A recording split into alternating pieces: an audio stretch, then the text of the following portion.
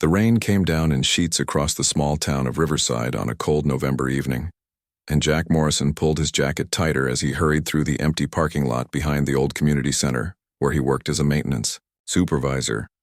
He was thinking about getting home to his small apartment and warming up some leftover soup when he heard it, and a soft whimpering sound coming from behind the large metal dumpster near the back fence. And Jack paused and listened carefully, and wondering if it was a stray dog or cat that needed help. What he found instead made him freeze in place, and a small figure was huddled against the wet concrete and shaking violently. And at first, Jack thought it was a child, and maybe 7 or 8 years old and wearing what looked like a torn silver dress that offered no protection against the cold rain. "Hey there, and are you okay?" And Jack called out gently as he approached, and keeping his voice calm, and the figure looked up, and Jack nearly stumbled backward in shock. The girl's eyes were too large and a pale violet color that seemed to glow faintly in the dim light, and her skin had a subtle blue tint, and her small hands had only 4 fingers each, and despite the obvious differences, she looked terrified and cold and utterly helpless. Jack's mind raced in trying to process what he was seeing, but his instincts as a decent human being kicked in before logic could paralyze him, and this was clearly a living being and young, and scared and freezing in the rain and whatever else she might be, without thinking too hard about it. And Jack shrugged off his heavy work coat and the one he had worn over his jacket and moved slowly toward the trembling child. "And it's okay," and he said softly, "and I am not going to hurt you, and you must be freezing out here."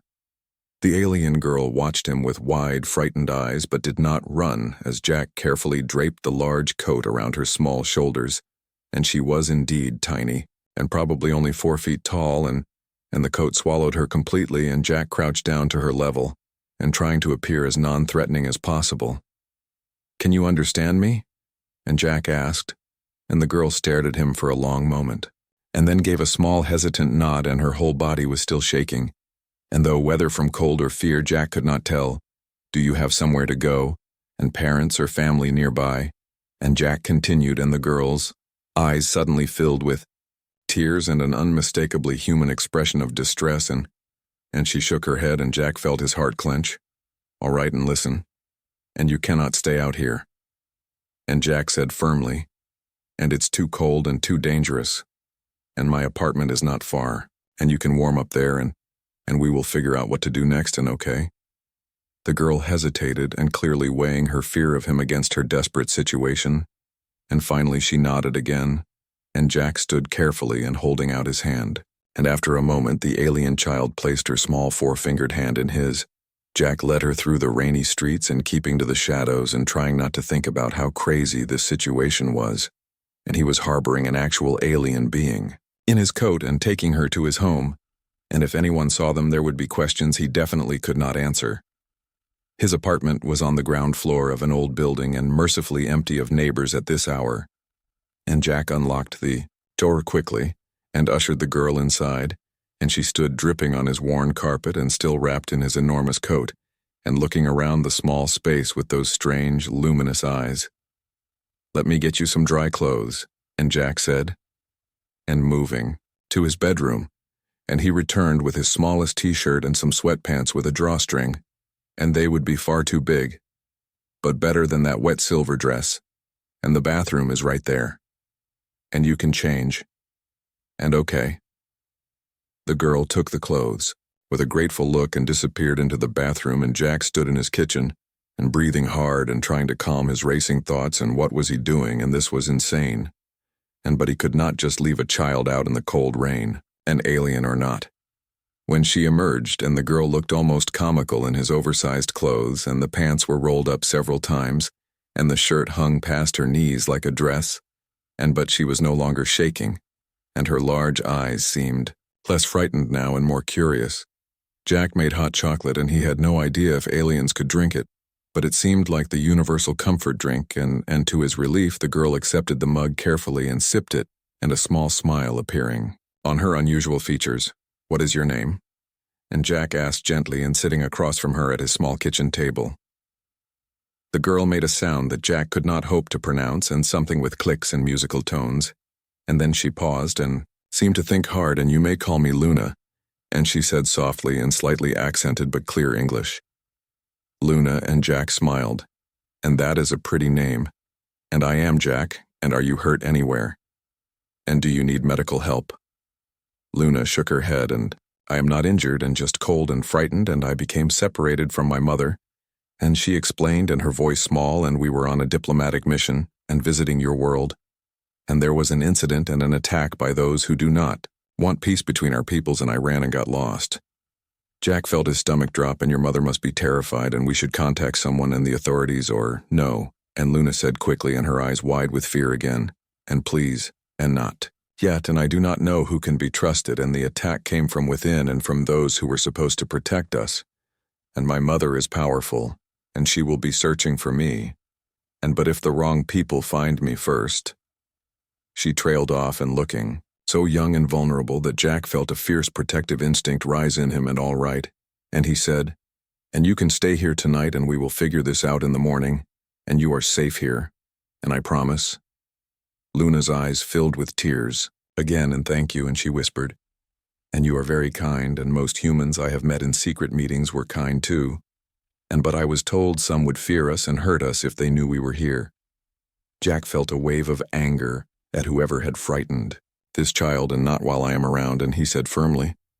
That night Jack gave Luna his bed, and insisting despite her protests, and he made himself a nest of blankets on the couch, and he barely slept, and listening for any sounds of distress from the bedroom and wondering what the morning would bring. When dawn came, Jack made breakfast and simple scrambled eggs and toast, and Luna ate carefully and clearly hungry, and they were discussing what to do next, when Jack's television, and which he had left on low for background noise, and suddenly blared with breaking news. He turned up the volume, and his blood running cold as he recognized the severe-looking woman on the screen, and she was addressing a crowd of reporters, and her composure, perfect despite the obvious tension in her jaw. Ambassador Kira of the Zentari Coalition has issued an urgent plea for information regarding her missing daughter, and the news anchor was saying, and the young Zentari princess disappeared during yesterday's attack on the diplomatic convoy, and Ambassador Kira is offering full cooperation with human authorities and asking anyone with information to come forward immediately. The camera zoomed in on the ambassador's face, and despite her alien features, and the same blue-tinted skin and large eyes, and her anguish was unmistakable, and she was a mother searching for her lost child. Jack turned slowly to look at Luna, and who was staring at the television with wide eyes. And your mother is the ambassador, and he said faintly, and you are a princess. Luna nodded miserably, and I did not tell you because I thought you might be afraid or try to use me, and people always want something when they know who I am, but you just helped me, because I was cold and scared. Jack sat down heavily in trying to process this, and he had not just helped a lost alien child, and he had helped the daughter of the most important alien diplomat currently on Earth, and the same ambassador who was negotiating the historic peace treaty that had been all over the news for months. We need to contact your mother, and Jack said, finally, and she is terrified, and she deserves to know you are safe. I know. And Luna said quietly, but how?